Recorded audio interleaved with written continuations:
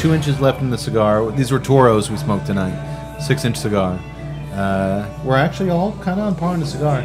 I have not picked up the baked potato, but as not a Connecticut, smoker. House of Emilio's going, baked fucking potato.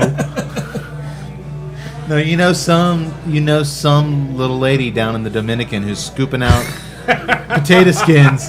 She's wrapping a cigar. She's like, finally, those pendejos recognize what I'm up to.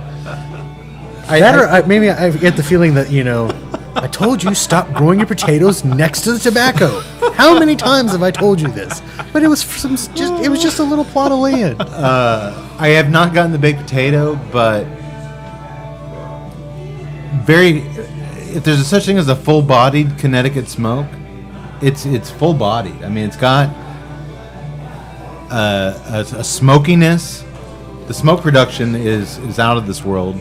That's the number one thing. That's burning like crazy. Yeah, even on the nose. The ash line, is perfectly straight. I'm still amazed that I lit this. I had a horrible light on it. Almost didn't get like a quarter of the bottom on it, and it still evened out, and it's burned just great. And we're 2 for 2 though with House of Emilio as far as construction, because that's all talent of the rollers and my God, man, it's a beautiful cigar. Yeah, and it's I don't know if due to terminology differences, if I would classify it as full-bodied, but it's definitely maintained a complexity of taste. I'm still not that big of a believer in Connecticut, but it is a very complex taste that I appreciate. It's a full-body Connecticut as compared to, let's take the most standard Connecticut, a Macanudo.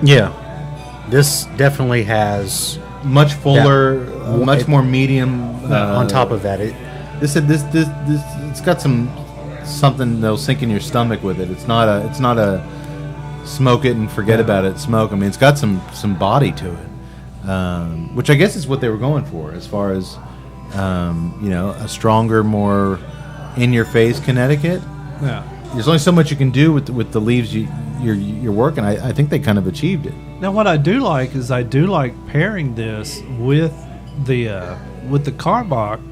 I'm not, because I never want to fall into the trap that light beer, light leaf. I think that's a trap that a lot of people go into, and it's very easy to sit there and try to say, but I do like it, and I'm not exactly sure what it is pleasing that I'm really kind of digging about it. It's kind of confused. I'm confused by the Connecticut leaf tactics. Where I would normally equate a Connecticut cigar maybe to a yard cigar, or lawn mowing cigar, or hot summer grilling cigar, or whatever. The full body of it, and the construction, and just sometimes you can just hold a cigar and feel quality. Yeah. I would feel guilty lighting this up, mowing my grass, because it deserves more than that. Does that make sense? Yeah. Am I wrong in thinking that the Gnome is starting to turn a little Fuente-esque?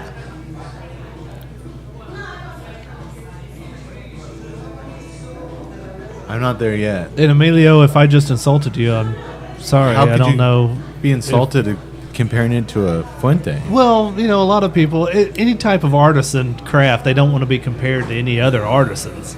You know what? One day we'll do a podcast on my feelings about the word artisan. Well, I don't mean like Vinci. Enjoying your artisan beer? I mean any type of creative class. I mean, when you're rolling tobaccos and you're blending tobaccos, that is a creative class. It's a Dominican. I know artisan is a very cliche word to throw around. I mean, it's made in the Dominican, like Fuente. I mean, it's gonna have. I don't think that's a stretch. I'm not picking it up. But then again, my history with Fuentes is mostly limited to the Hemingway series. One day, for some reason, I don't know why, it never happened again, Tuttle gifted us all with some Opus.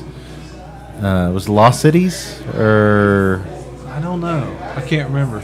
It was a good night.